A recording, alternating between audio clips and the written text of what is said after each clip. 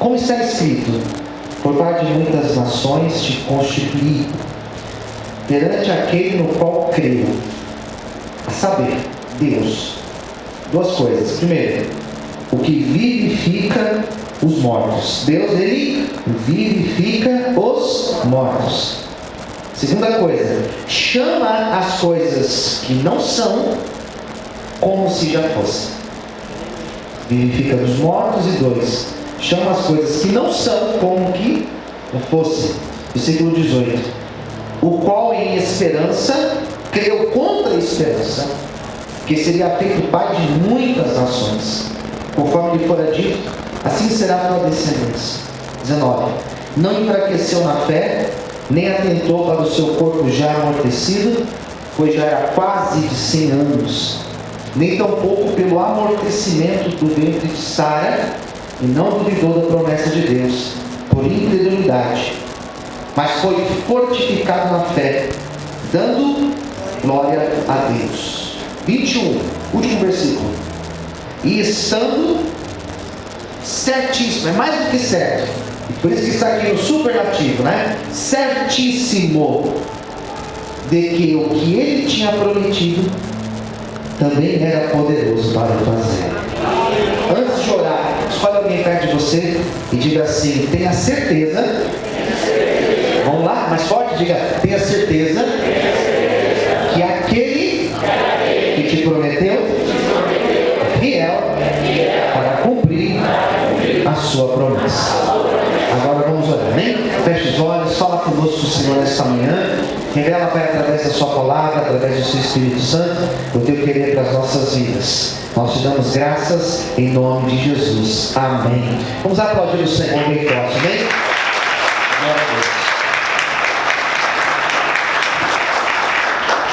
Hoje, como eu disse para vocês, eu quero falar sobre promessas.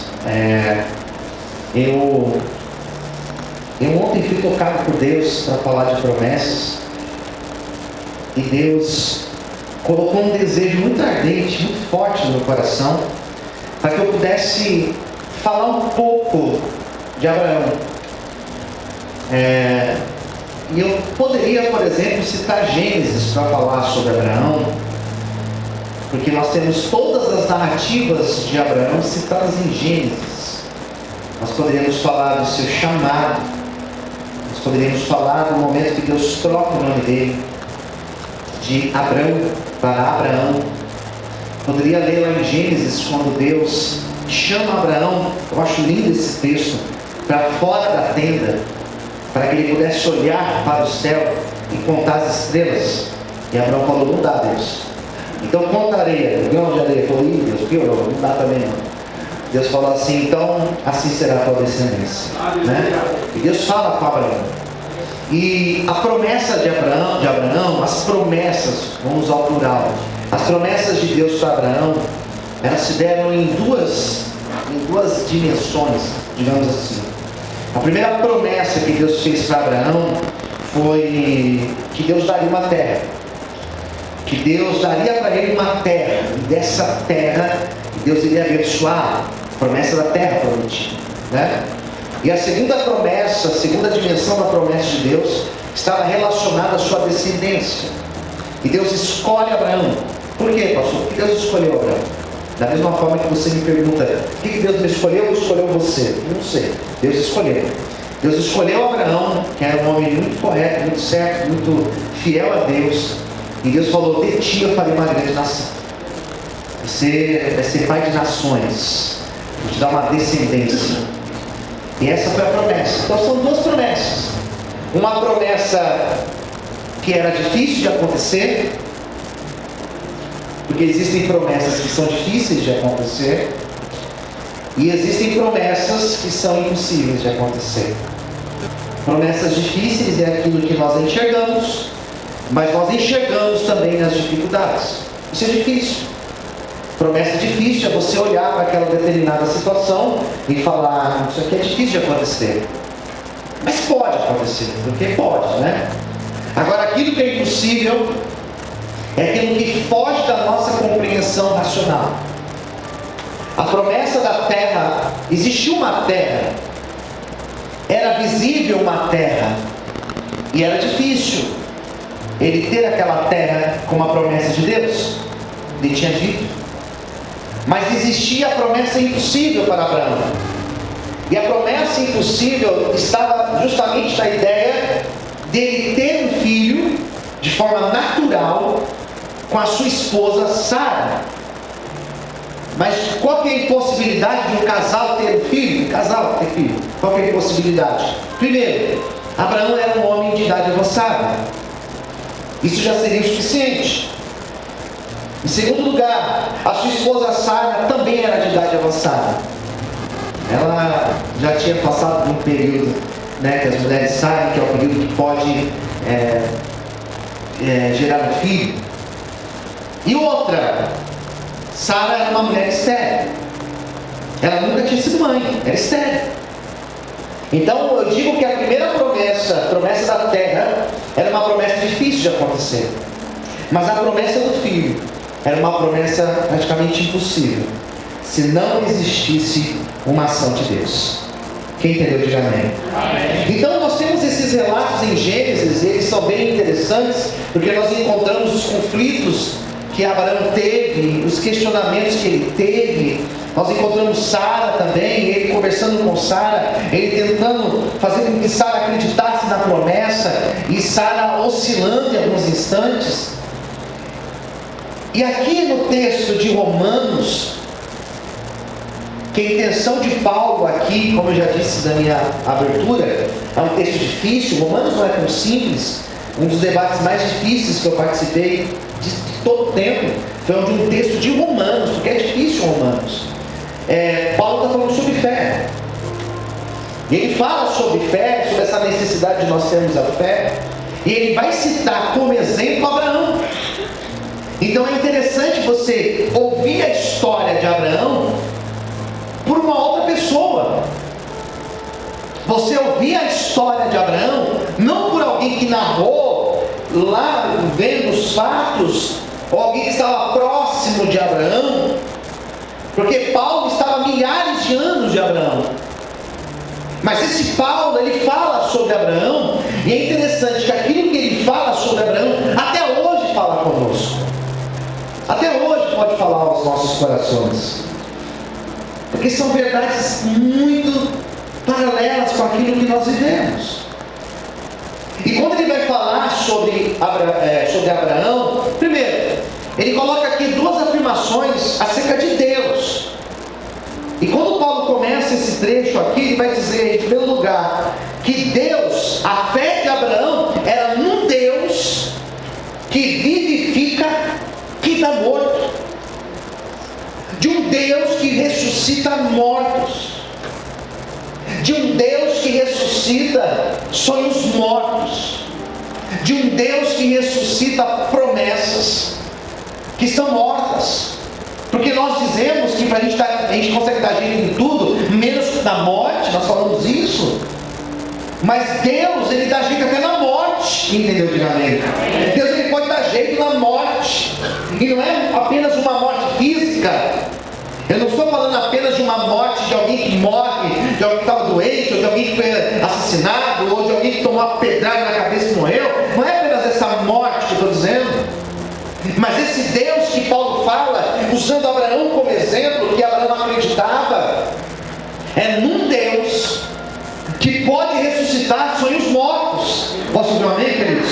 Promessas mortas, relacionamentos mortos, pode ressuscitar situações da nossa vida que aparentemente elas não existem mais, elas estão como mortas. Esse Deus que Abraão acreditava, e que eu espero que você consiga acreditar nesta manhã, é um Deus que pode trazer vida onde não existe mais vida. Amém? É um Deus que pode levantar aquilo que já está caído e morto. É esse Deus que pode ressuscitar e trazer vida, que vai agir na tua vida, que vai operar nas suas promessas e que vai te abençoar nessa manhã, em nome de Jesus. Você pode aplaudir ao nome do Senhor nessa manhã.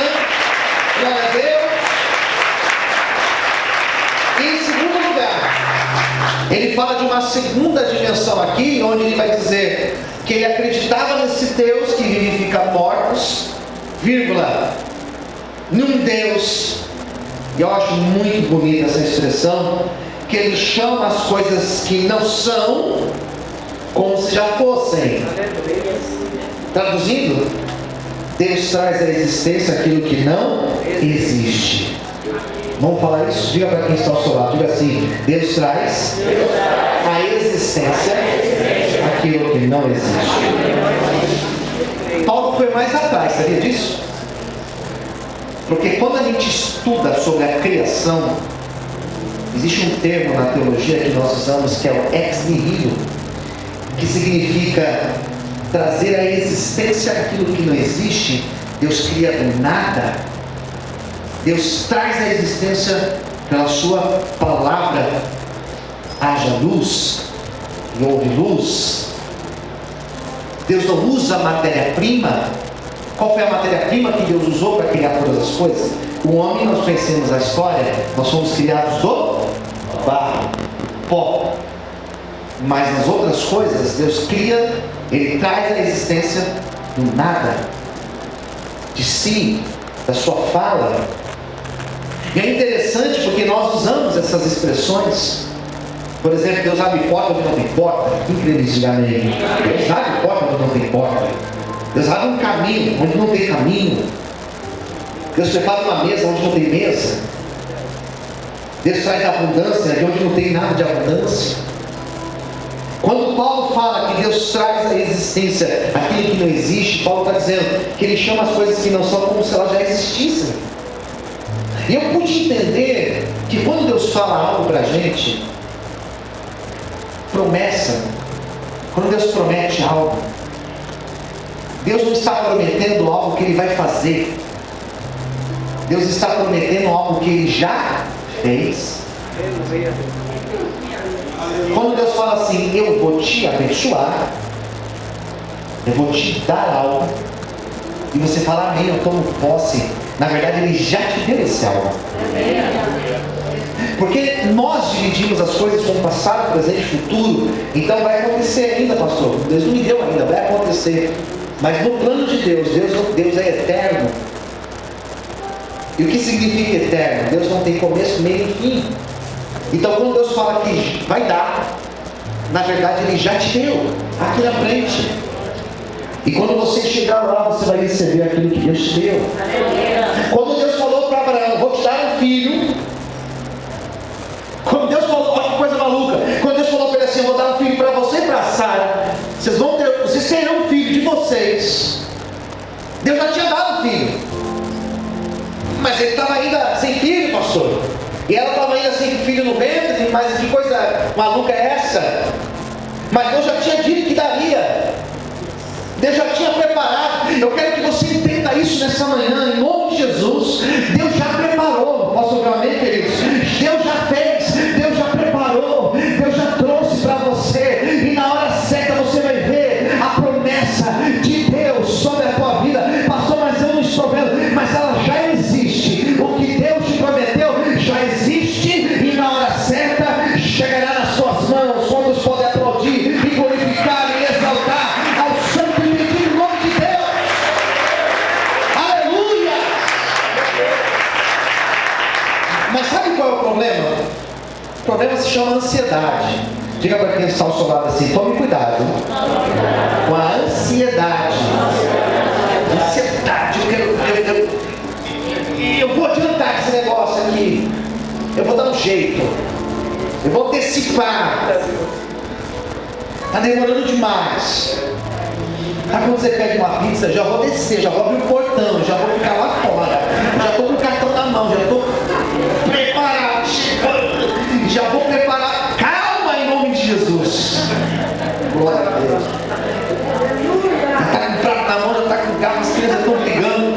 Qual pedaço vai ser maior, mas nem chegou ainda. O problema é que quando Abraão estava esperando, ele achou que estava esperando demais. Cuidado para não achar que você está esperando demais. Porque nesse intervalo, entre Deus falar e acontecer, e você achar que está demorando muito, nós tomamos atalhos. Daí vem a história de Agar, né? Que ele teve um filho com a serva, entrou num acordo com a mulher, falou assim: vamos fazer que esse filho é nosso. Olha que coisa doida, né? Eu vou ter um filho com ela, mas vai ser como se fosse nosso.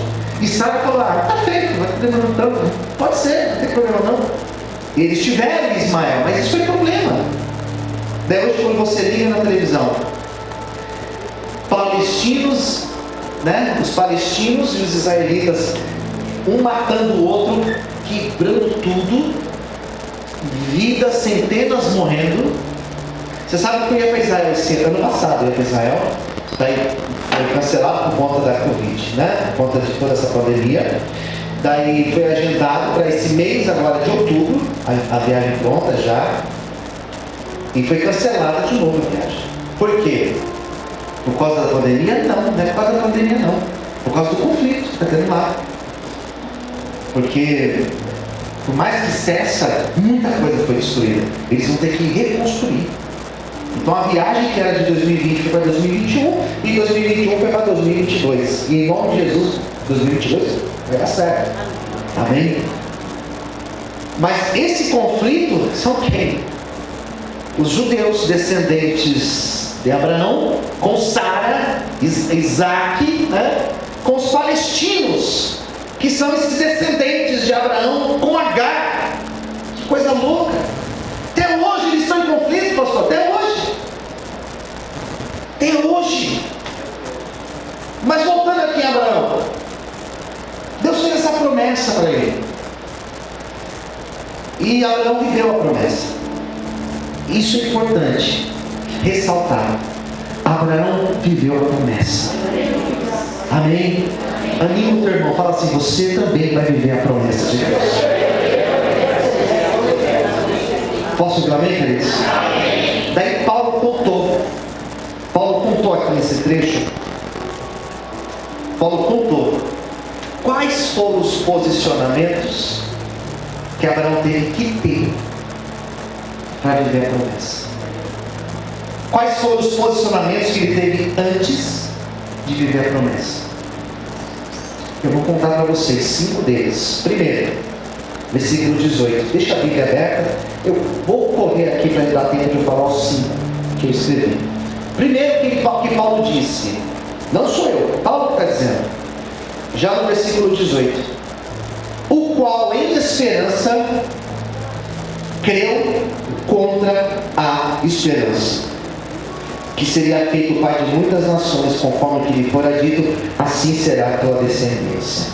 Primeira coisa, Abraão acreditou, teve esperança contra a esperança. Sabe o que significa isso? Abraão acreditou contra tudo aquilo que racionalmente dizia: não vai dar. Abraão acreditou, ele remou contra a maré. Isso, achei um exemplo bom. Ele remou contra a maré. Ele acreditou contra todo